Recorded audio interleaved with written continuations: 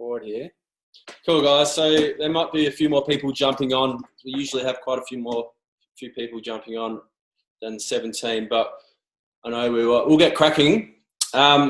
So yeah, thank you so much for coming on. Alan and Larry are traveling, and as they always are, busy as hell. So Pete and I are pretty excited to jump on and I guess share a little bit of what we've been going through recently, and hopefully you guys can pick out some pointers of what we've been doing. But I know recently, and ever since the corporate event that we had with a few of us going back 2 Saturdays ago with Angus, he was sharing a story with us regarding setting your own pace and understanding what that pace is.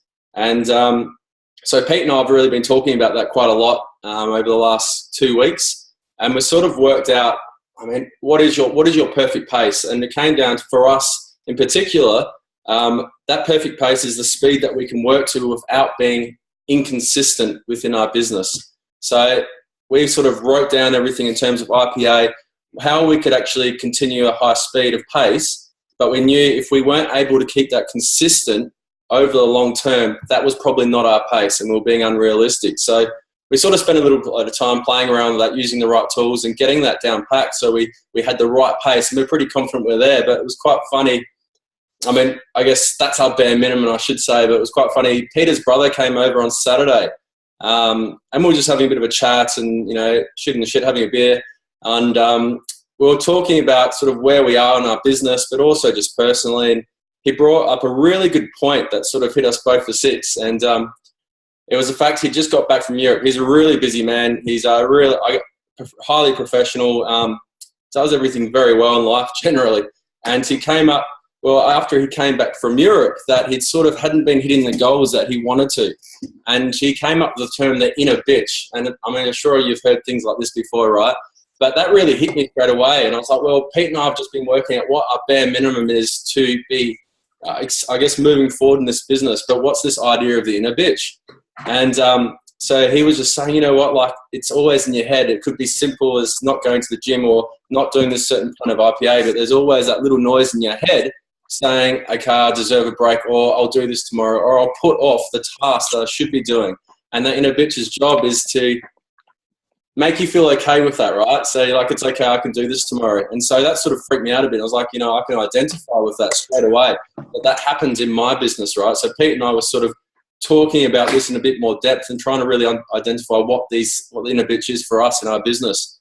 So, I mean, I'd love you guys, as I'm just talking about this, if you have identified the inner bitch within your business, is there something that comes up regularly? Is there an excuse or something that you see in your business that definitely holds you back? And so feel free to write them down, because I can definitely tell you now we're probably all experiencing very similar things. Or with your health goals as well, or anything to do with personal, like what are the things that generally hold you back in life or in your business? Yeah, absolutely. I mean, for me, the big ones for me were things like TV and social events, and also exercise. And so I guess social events are always going to be there in our lives, right? So they're always going to come up. But for me, I worked out I need to be able to know when to say yes and say no, because it will affect my business if I'm not consistent. And remember, you always go back to the bare minimum in your business, what you need to be achieving. So once you've identified that, you can then work on what you can actually do in terms of that. Also, things like TV, I know I do it all the time. I'm like, right, I've been working. I deserve this half an hour watching a bit of telly. Is that going to be proactive in my business? Of course not. But do I feel I deserve it? Well, the inner bitch is telling me, yes, yeah, you deserve a little bit of time, take a bit of time. When really, it's just not exactly what I should be doing. What if you guys want to put a few in the chat group as well? Like, if you guys are open to putting that out to everyone. Like, for me, my biggest inner bitch is sleeping in. Or like, you know, I always find an excuse to sleep an extra hour, like obviously because doing this full time, so I don't have a set time to go to work. Yeah, absolutely. That's a big one for me as well. Like, going, all right, well, you know, I don't have that structure in place, so I'm quite happily sleeping in, which really has a catalyst effect throughout the day. And for me, a big one was exercise. Like, I've recently got tennis elbow. Yes, it is a real problem. And so for me, I stopped going to the gym about 3 or 4 weeks ago. But you know what? I can be going to the gym, or I could be doing something else in terms of my normal exercise routine. That doesn't necessarily mean I need to use this right shoulder. But my inner bitch has been telling me, no, you're injured, just wait, do it later, and I procrastinate. So that was something I identified straight away and putting in systems now to get over that. Because for me, I found that is a catalyst in my business. If I don't go to the gym, I don't continue on where I usually maybe meditate. If I'm not meditating, I'm not really being present in what I'm doing. And if I'm not present, I'm not having the success within my business. So it really can set this downward spiral that affects my business in the long term and short term, right? So it's really important not only identifying, but taking action onto that as well. I love, sorry, can I just jump in there? Yeah. I love a few of these. So we've got Bruce Donerty, mid-lunch TV sessions. Steph Swan, not feeling like I know enough. Ryan, time management is my inner bitch. Working a full day's work at the 9 to 5 and then skipping evening IPA. I remember that very, very well. Time management. Oh yeah, so strolling through Facebook and losing time. Sticking to my 30-day strict again. Yeah. So these are the most common things, that everyone goes through, and everyone has their own inner bitch. For some people, the inner bitch is bigger than others. But like Bruce was saying, the biggest thing is working out what that is for you, but also working out what the triggers are that help you snap out of it. Because when you know what the triggers are that help you get out of it, that's when you can identify it and then say, okay, well, I need to go and exercise and meditate, because then that's going to help me snap out of this funk.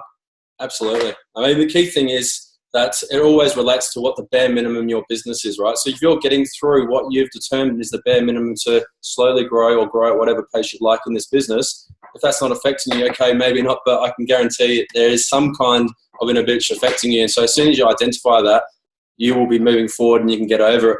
And I think that's a big thing that for me personally, personal development, there's an inner bitch involved with that, because there's so many tools, there's so many webinars, there's the events, there's all these incredible things that really allow us to grow ourselves, right? And a lot of us can get trapped, I think, in just doing so much personal development because we want to grow. But without putting this into action, it's really, we're just learning something, but it's not going to become part of our life where we can make change. So for me, I started thinking about, I've just attended this event, and what is happening after this next 2 weeks? Am I actually putting into action what I've just learned? Or am I going to read another book that was recommended at that event because that's going to help me? So I really started to think about that more deeply. Right, I shouldn't be spending all this time on the personal development. I need to put into action what I've learned from this call or from this event. And then, of course, like David Woods always says this, every event, you're going to come springing out the doors. It's 3 days. It's intensive. You've got like-minded people all around you. There's all this positivity, right? But he always says at the end of each event, you're going to go out the doors and the real world is going to be waiting for you. And that is the inner bitch. That's the thing that's going to say, oh, wow, that was great then when I was thinking about it, but now it's too hard because I've got A, B, and C going on. All right? So you need to identify what that is and then work on the action that's going to create you to move forward.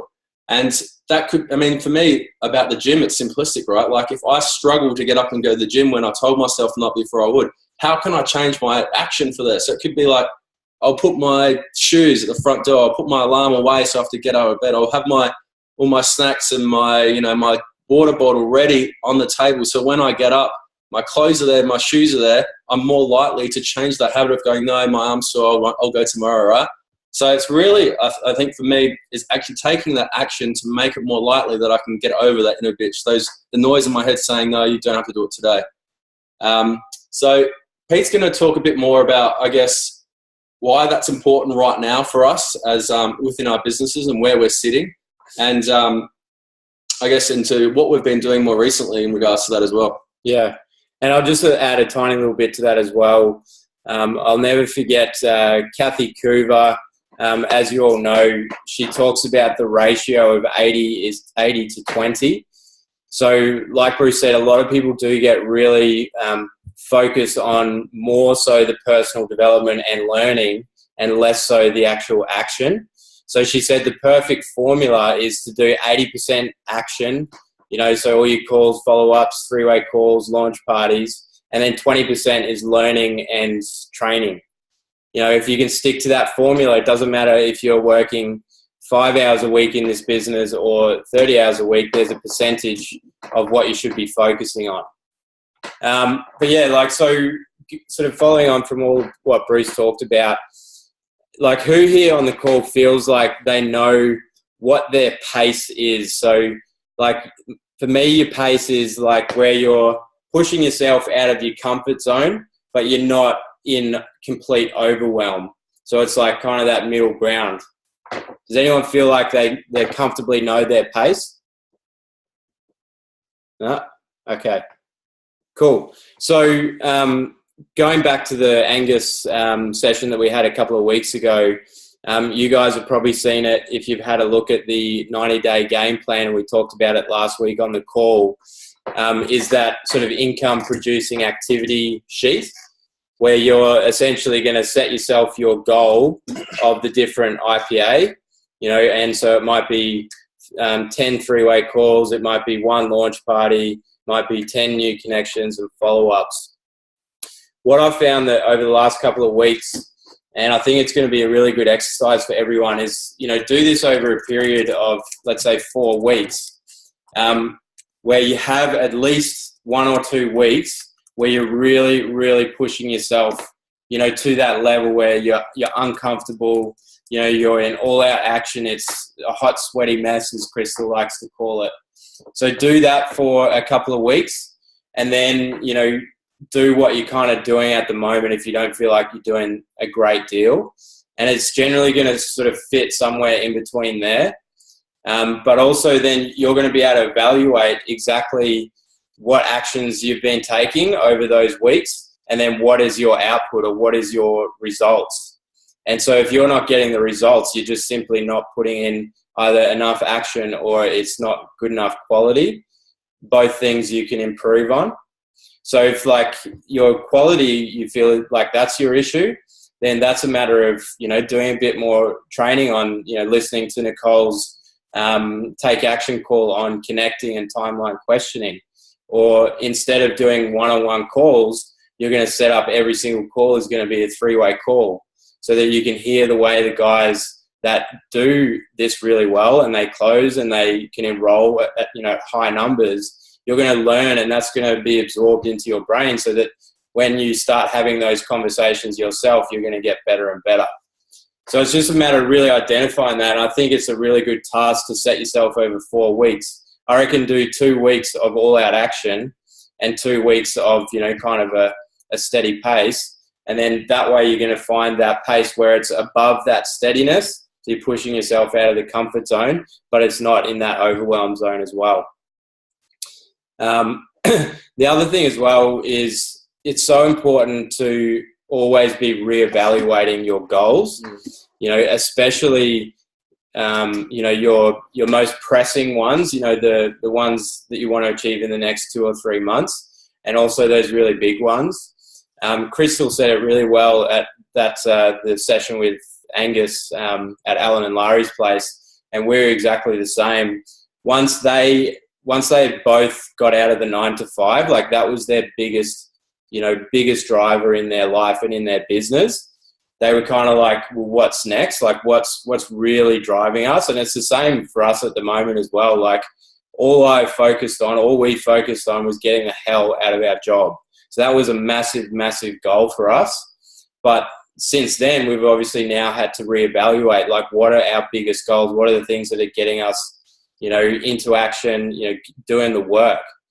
And so take that time to really, really think about what's most important for you in life and what's most important for you over the next 3 months to achieve.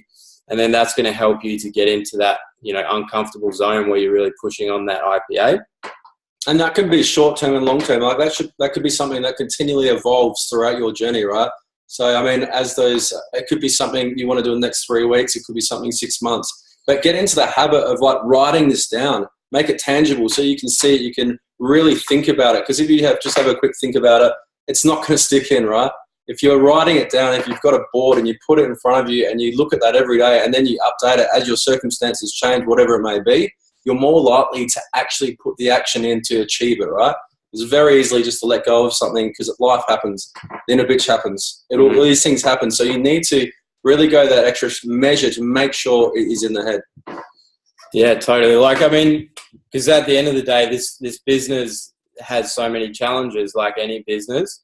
So if you don't have a really strong pressing why, like Bruce said, your inner bitch is going to take over more often than not. And that's what's really going to hold you back.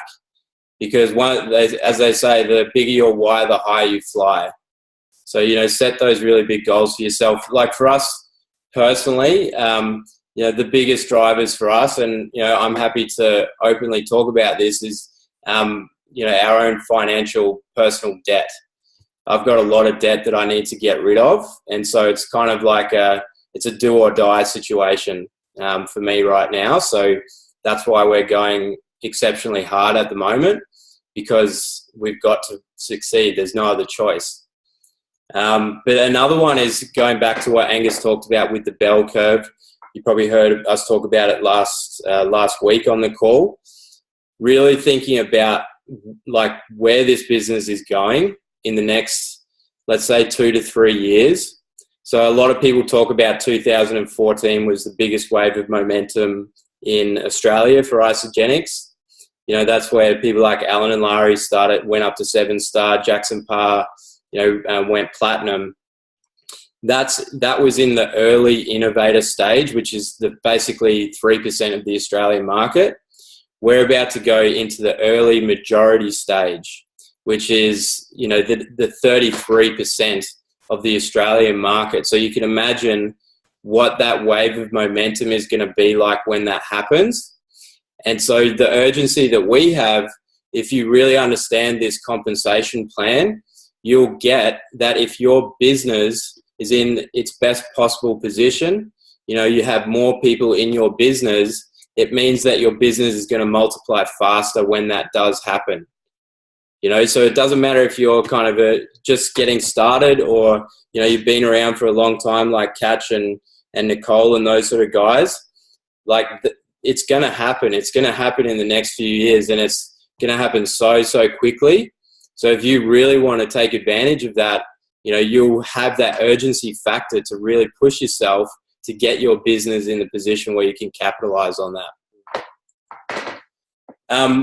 So the next thing I kind of want to talk about is, you know, obviously we've enrolled quite a few people over the last like 6 weeks. And it's been interesting to see what that's done for our business. And if you guys remember when Alan and Larry started the Top Enrollers Retreat, they talked about really what that can do for your business. And it goes back to Eric Worre's training that he did on basically enrolling. His number was 20 people in, I think, 2 or 3 months. And he went through the room of some of the top networkers in the entire world, like Brian Carruthers, and he talked about those numbers when they did a big launch like this. And the kind of the network marketing stats are, if you enroll, say, that 20 people in 2 or 3 months, within 6 months, half of those people are going to be doing nothing. And within another 6 months or 12 months, I think it was, half of those people are going to equate for 80 to 90% of your income. And it's just, for whatever reason, enrolling a high number of people in a short period of time, it just puts your business into momentum. And, you know, we really have found, like, obviously that back end stuff of the, you know, the long-term income, that takes time. But as a result of enrolling, I think 20 people, 20 or more people, we've now got more people sharing, and we've got more people excited to share. We've got, you know, some incredible business builders coming on as a result of that. But the thing that it really changed for us, I think Kathy Coover says it as well, is when people are happiest when you're enrolling, you know, and like Alan always says, energy is everything. Since we started enrolling, like average 3 or 4 a week, our energy has completely changed in every aspect of what we do. So, you know, our energy when we're speaking to people is up, you know, so people can sense that. People are excited about what we're doing. Our energy with our orientation calls with our new cleansers, our energy's up. So they're excited. We're excited to be talking to them about it. And so that really does have a flow-on effect with everything that you do. So it might not be sustainable to enroll a really high amount of people over a long period of time, but put yourself into one of those massive bursts, and I promise you, you're going to get some incredible results, not only with the enrollments, but what happens to those people that you enroll as well. Yeah, I mean, that's a really good point Pete just made then, is this is a short burst, right?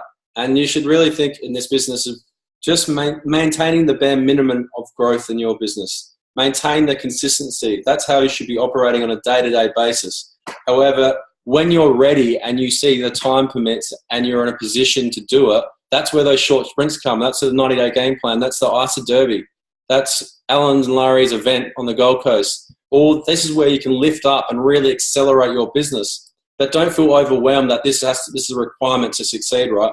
That bare minimum will allow you to succeed. But these other additional things are there to grow your business faster. So you can choose when you want to do that.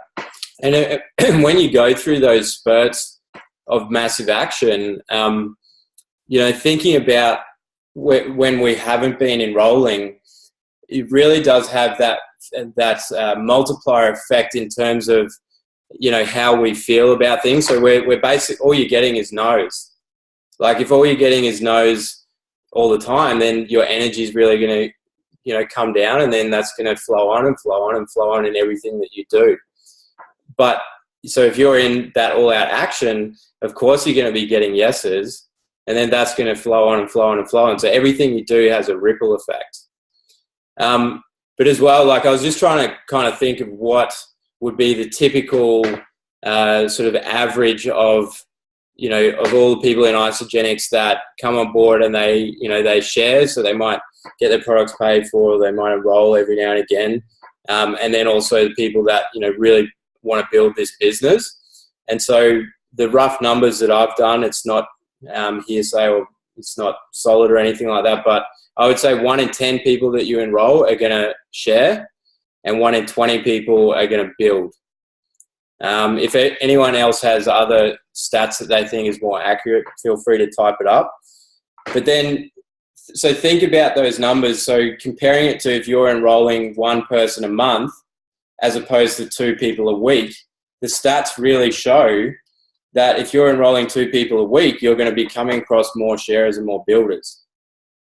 Do you know what I mean? So it just comes down to the numbers in this game. Yes, you can still build $1 million business, by enrolling 60 people. Warren Lance, is proof of that. But I think it probably takes more time, and as long as you're enrolling without sacrificing the product experience or retention, that's a really key point there. Like if you're enrolling too many people for you to really be able to take care of, then maybe that's too much, and so it's going to be different for everyone. Everyone's at a different pace and different sort of time in their life, so not everyone's full time. So, but I really think that's why they created double PIBs, because enrolling 2 people a week is a really good, solid amount of people to be enrolling. So I just want to finally talk a little bit about the process that we take from once someone is interested to getting them to that enrollment. And this definitely had a big, really contributed a lot to our high number of enrollments previously. And what I think a lot of people do is someone will say they're interested, what's the cleanse about? You might ask a couple of goals, and then basically you're going to add them to ULE and work out a tool to send them and then follow up, right? So that's most people's process. But as soon as we changed it from as soon as they're interested, we get their goals. So what are your top 3 goals that you want to improve about your health or your finances? And then we'll ask another 1 or 2 deepening questions. So why is that important for you? What's going on in your life? Why do you need those changes? As soon as they've given us that answer, then we're like, okay, let's jump on the phone so I can go through it all with you. That way I can find out more about your goals and I can talk about, this solution and how this can work for you. So getting them on the phone first and then following up with adding them to ULE and sending them any specific information. And the reason I believe that really works is because when you're sending them a tool and you're adding them to ULE, that's only really hitting on their logical decision-making process. Whereas when you get on the phone, you're able to extract the emotional reason.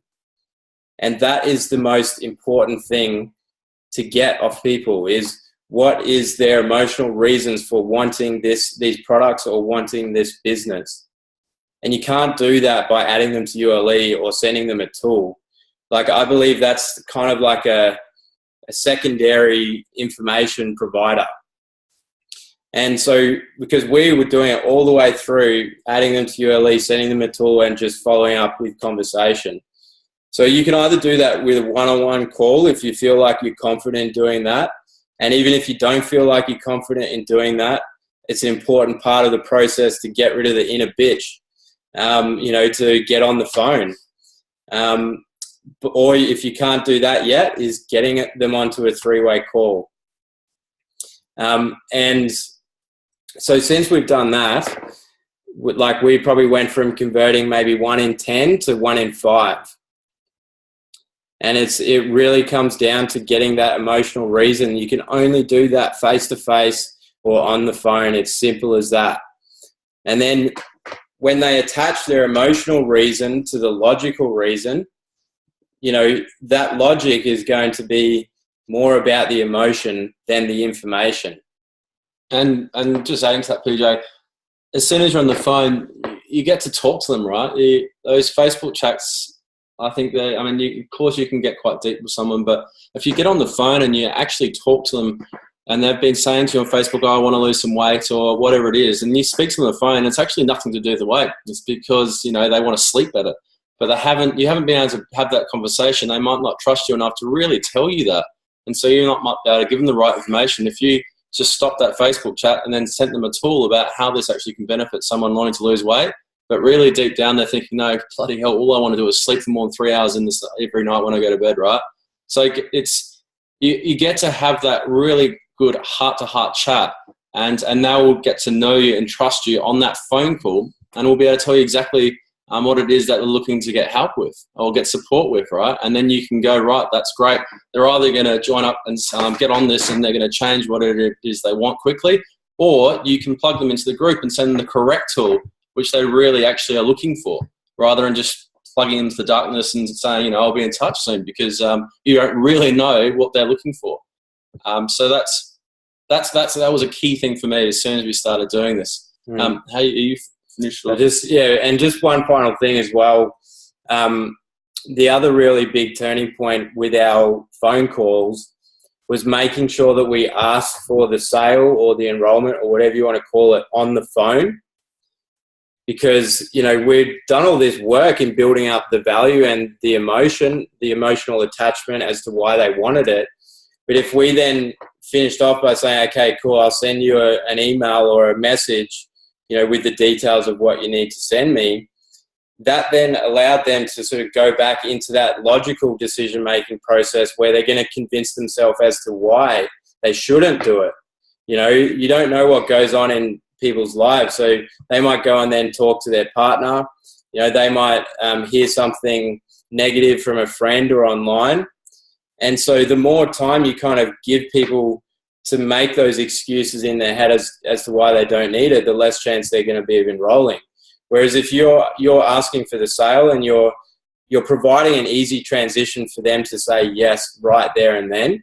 And really the way that we do that is we make it simple for them to make that decision there. So rather than saying, okay, you're ready to sign up, we say, so this is really easy to get started. The pack is only going to take 2 to 3 days to get there. What I'm going to be able to do is go through that pack when it arrives and really set you up for success. So I can show you what the next 30 days is going to be, it's going to look like for you. So all I need is some simple details, and I'll be able to get that ordered for you straight away. so what's the best address to send that to? So that's a smooth transition into asking for the sale rather than actually asking for the sale. And as soon as we started doing those things, like, we were getting enrollments on the phone all the time. Yeah, absolutely. But does that scare the shit out of anyone? Like, is that something you all feel 100% comfortable with, and you'd be doing tomorrow, and that first person that you speak with? Like, if you are 100% comfortable, put your hand up. Awesome. So, yep, cool, yep, perfect. So some of us are, some aren't, and that's completely normal, right? I mean, for me, this idea of going straight to the phone scared me. It did scare me at the beginning, right? And I think I love PJ going through that, because I really wanted to ask the question to you guys: does that scare you, or is there somewhere in that process that if you're a little bit afraid about or not comfortable with, right? And if there is, then there's definitely a way to get over that. Okay, so I'd love for you guys, yeah, awesome, thanks for the comments. Put down, if you guys can start writing in that chat bar, what freaks the living hell out of you with this business? What scares the crap out of you? What have you been avoiding? What's those key things that you've been right? I want to do it this way because I'm not quite sure about that, or not comfortable to do it that way. Cool, good one. Not sure how to answer the questions when they arise. So that's great. So straight away, 3-way call there, right? So you can listen to how someone answers those. Yeah. Freaked out about follow-up. Yeah, so, and exactly what Bruce has said then, most people aren't comfortable in getting on the phone, full stop, right? But all of us have some incredible leaders in our team where you can just set up 3-way calls. And that's really what we've been coaching our guys to do when they're starting out to share, is say, okay, for the first 10 or 20 people that you come across that are interested, you're going to get them on the phone to us. And in the process of doing those 10 or 20 3-way calls, you're then going to learn how we talk about this program, how we extract the emotional reason, and then you're going to then start doing them yourself, and you're going to get the confidence. Yeah, great question. So basically, obviously, not everyone's going to enroll on the phone. We're not miracle workers or anything like that. So what we do at the end, we've asked for the sale. They said, look, I need to, see if I can get the finances together, and you've tried to kind of overcome that. So yeah, totally cool. What I'm going to do is I'm going to add you to our information and support page. That way you're going to be able to check it out in your own time. There's heaps of amazing information there. Is there any other specific information that you need from me that will help you to make the decision to get started? And yeah, I'm loving these, guys. Thank you so much for sharing this. And like, if you look through all these, suggestions that people are making here, I can guarantee a lot of us have them, or have 2 or 3, or share 2 or 3 of these things, right? And we've all been there and gone through that, or going through it. And I think if you're having these things, there's 2 things that generally stick out, right? One of them is belief. Where is your belief with how these products work? Where's your belief with how this can actually change someone's life? Is it a solution to everyone? Do you believe 10 out of 10 that this will really help someone? And if you don't have that 10 out of 10, then there's some work to do, right? You need to understand a little bit more about why these products are fantastic, why this helps someone so much. You need to sort of get to an event and really learn from the professionals about why these work so well for someone. Because it's very easy to get your belief up to 10 out of 10. And if you already are at 10 out of 10, and I know a lot of us on this call really are already there, then it's probably going to lean towards the next thing, which is a confidence issue. And that's something all of us have got. We've all got confidence issues with how to do this business, because no one walks into this business with an experience on their portfolio before. Maybe some have been in network marketing before, right? But most of us don't have the skill set when we walk in here. So everything we're doing is scaring the shit out of us. But that's great, because that's exactly how we're going to learn. But the key thing is to allow yourself to do that.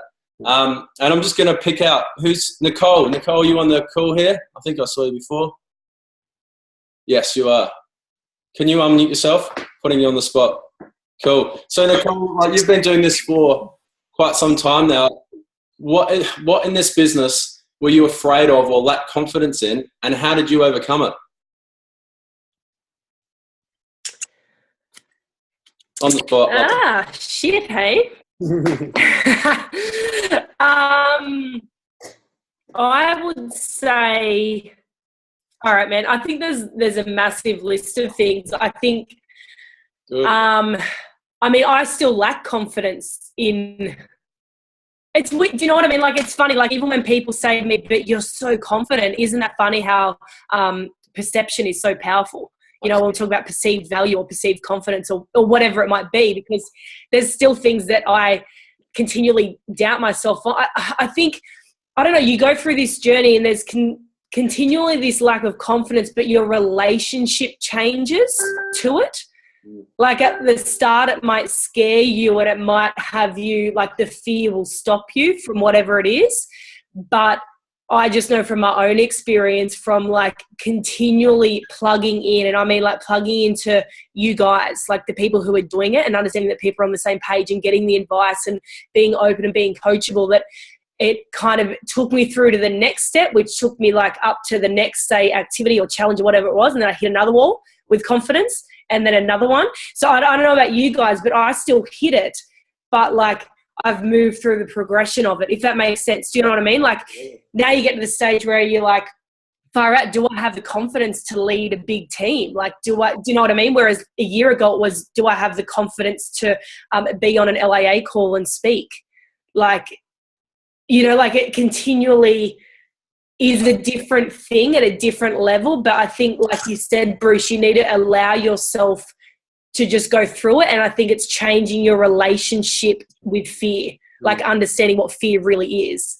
And so if you allow yourself and go to work on that, you change your relationship with fear. So when it comes up, you go, yes, excited. This is the next test. This is the next level. Yeah. So I still like a lot of like confidence in a lot of things, I guess, but not in a bad way, in a way of that's my next growth phase. Yeah. I don't know if that makes sense. I love it how you, but I don't know.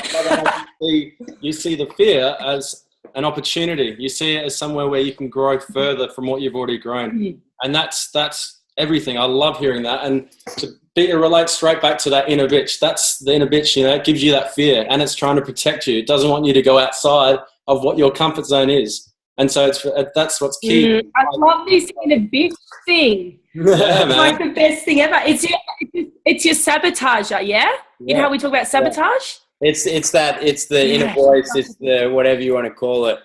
But yeah, I love that, Nicole. And I think a really good way, I think Crystal said it the other day, was feel the fear, but do it anyway.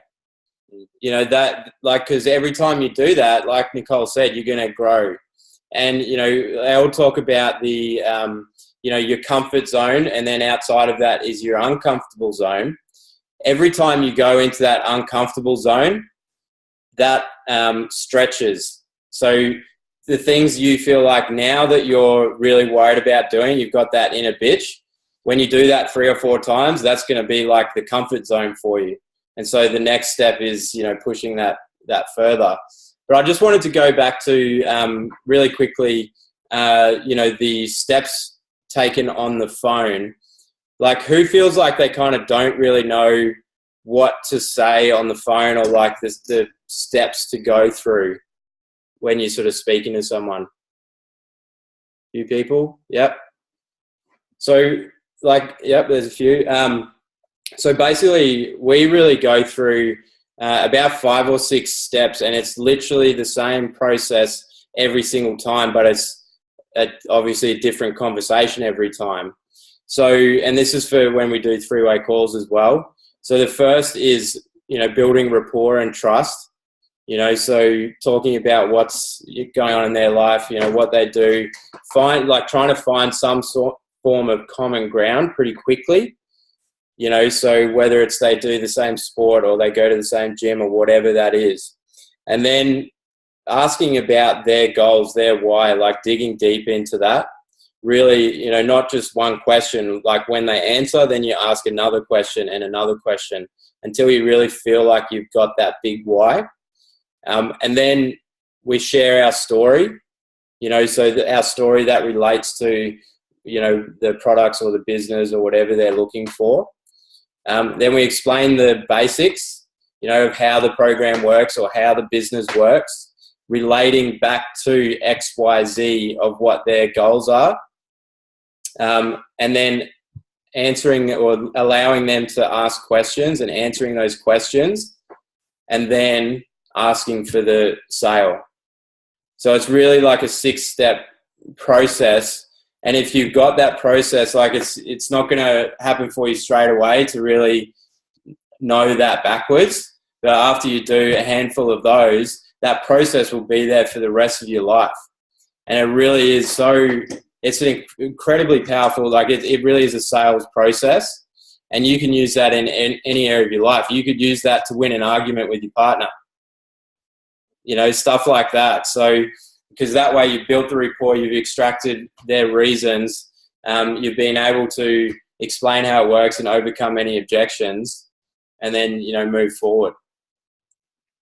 How long would the average call take? Yeah, great question. Probably like 15 to 30 minutes maximum. Every call is going to be a little different, right? Depending on the relationship and what you understand thus far and, you know, where you're going with it. But, I think it's just practice, right? So, yeah, usually 15 minutes, but the first few calls I did were half an hour. I wasn't quite sure and 100% comfortable, right, of where I was going, what I was doing. And so I refined that when I started bringing up the quantity of calls, because I then, you know, I'd brought my quality of that call up, so I was allowed to do more.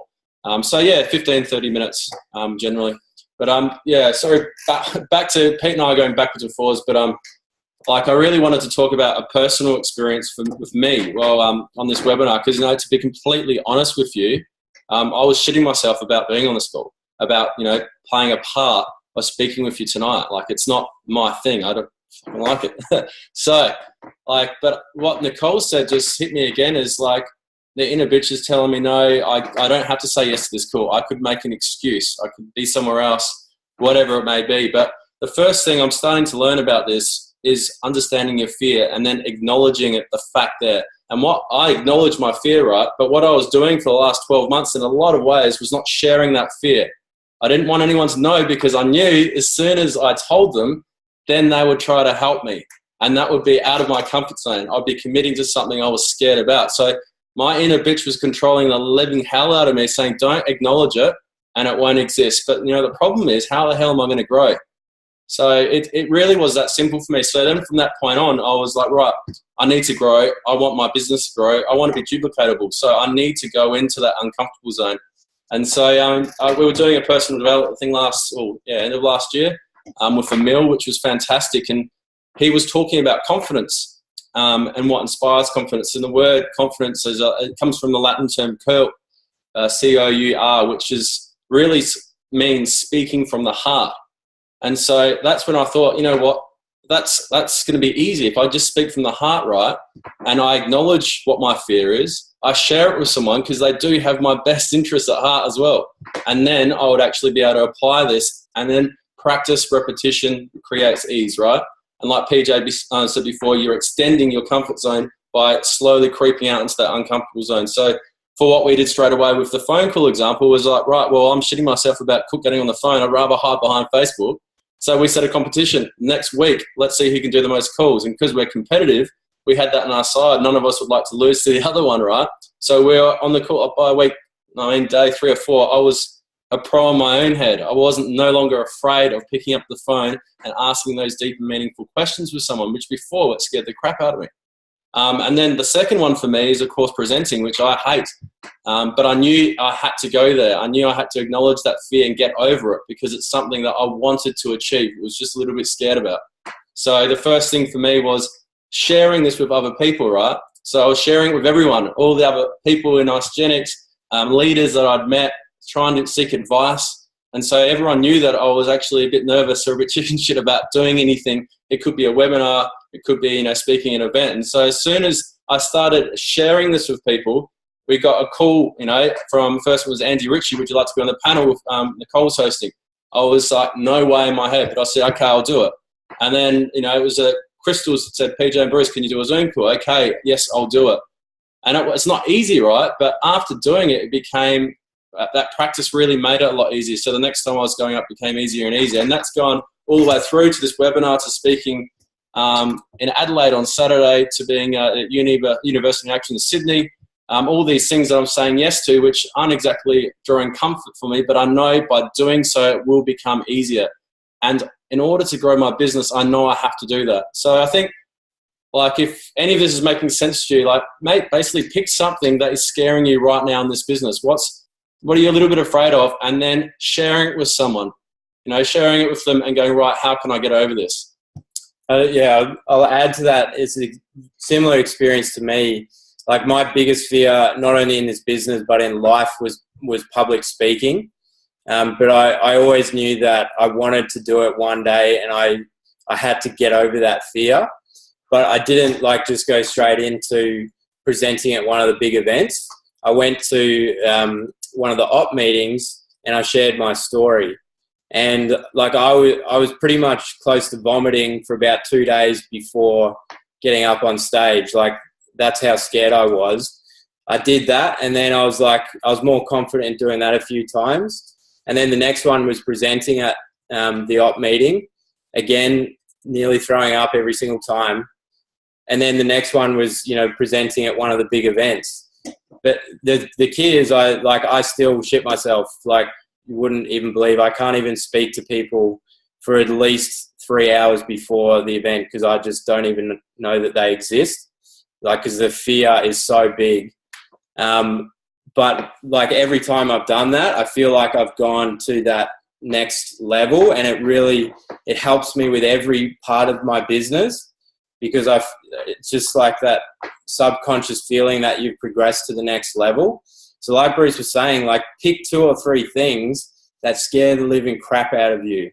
You might not do the full thing, whatever that is for you straight away, but chip away at it. And then every single time make it a little bit more scary for yourself. And you'll experience, exceptional growth, not just in your business, but in every area of your life. Absolutely. Yeah, perfect. That's right. It's not retained just to us Gen X, right? These things will help in so many different aspects. And I've noticed that in life in general and other businesses and relationships, doing those things really, really create growth. I'm going to just pick on someone else. Catch, you've been in this business for a long time, mate. Could you share with everyone something that freaked the living hell out of you? I know your Catch comes from a lot of background of, business, coaching, public speaking, getting on the phone. He was almost natural before this, right? So I'd love to hear from you, mate. What was something that scared you, or you were, didn't have the confidence in that you now do, and how did you get over it? Yeah. Hey guys. Sorry, you can hear me okay? Yeah, got you now, mate. Yeah, sweet. Sorry, I'm in Townsville, so it's got to walk around holding up the camera to get bloody reception. I sent Alan a private message before saying the thing that scared me the most at the start of this business was rooming with Alan in a hotel and him walking out and me seeing him naked. That's really was a massive fear. You're not alone there, buddy. And what did you do to overcome that then? I was very conscious when he was near a bathroom. I made sure I was very busy looking out at the view somewhere else. Love it. Look, I think my biggest fear was I had a lot of past around network marketing, and it was funny. I was prospecting a friend before, and as you were saying that, what was there for me was the fear around coming across like I'm trying to sell something to my friends. And it's still there now, dude. We're phenomenally successful, and I'm literally prospecting her going, I hope she doesn't think I'm trying to sell her stuff. So I wrote that in the message. I was like, look, I've helped thousands of people.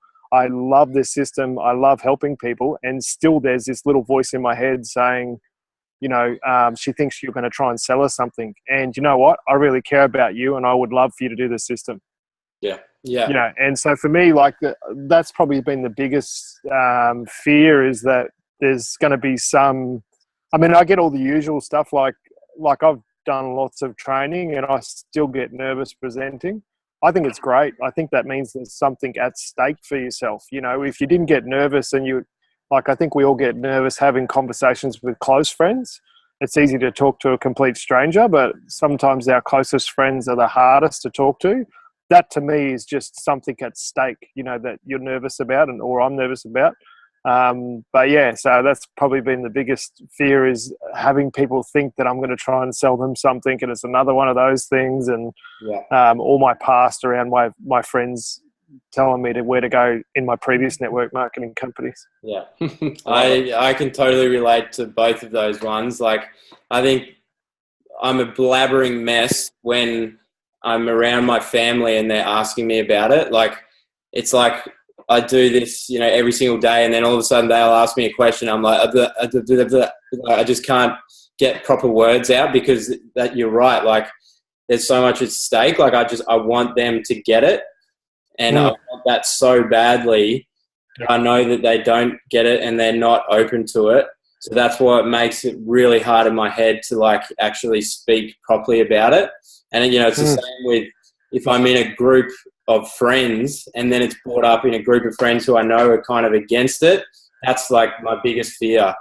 I'm still trying to work on, okay, I've got to have a few things always in the back of my head, kind of like a process that I can follow if someone asks me that question, so then it can be more natural. And so that's why I have that process when I speak to people on the phone, because when you've kind of got those 6 steps in the back of your head, it's not like you're going to be talking off a script, but it's like you're following a transition in the conversation. And that's why those steps are so important to really start to master, because it means that no matter what situation you're in, you can always fall back on that. You've got those few steps of things that you're going to ask them their goals. You're going to share your story. You're going to, explain how the system works. Like, just focus on those 3 things. So that's why I think processes are really important. I know that someone brought up before that I don't want to sound salesy, and like I've been in sales all my life, and one of the things they always said is the best salesman is the one that doesn't sound like a salesman.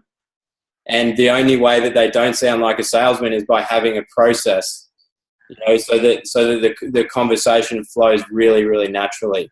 Whereas if you're kind of not prepared, when you get into those sticky situations like Catch was talking about, you're with your close friends or your family, you're going to be a mumbling mess. So it's really important to kind of practice those in the conversations that you're having. Yeah. Cool. Yeah, guys. Well, I think that's pretty much it from us tonight. So thank you so much for coming on. What I'd love to do is we'll start up a thread, and if all of you can comment in that thread, what scares the shit out of you, and then just put next to it a date of when you are going to actually attempt to conquer that. When are you actually going to put something in action? Give us the date so we can be accountable for each other, and then we'll go for it. Maybe put that in Leaders in Action.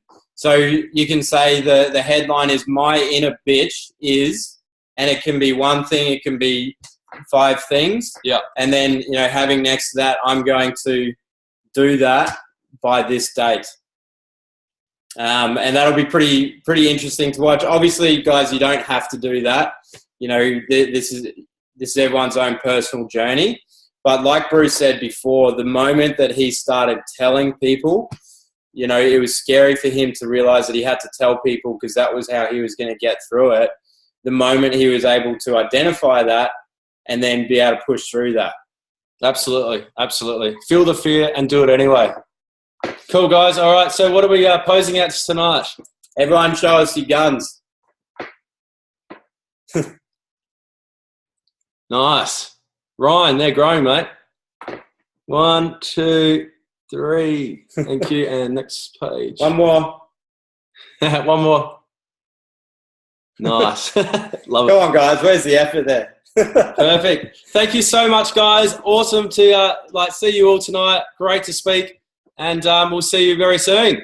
Thanks, guys. Thanks, guys. Legend. Thank you. Awesome. Cheers. Thanks, boys. Thank you. Thank Well you. done. Thanks. Thank you.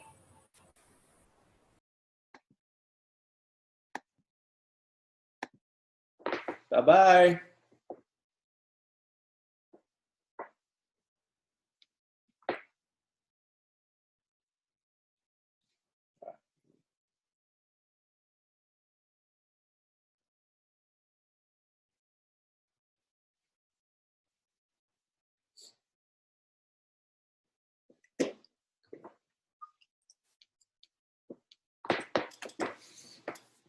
Okay. There's a different number for that call, isn't it? I think Catch posted it in. What's that before? Hey, Catch, are we staying on this one or are we logging out and logging back in? Oh, it's a different one, I think. Nah, it's a different one. Cool. Oh, wait, cancel. Stop recording.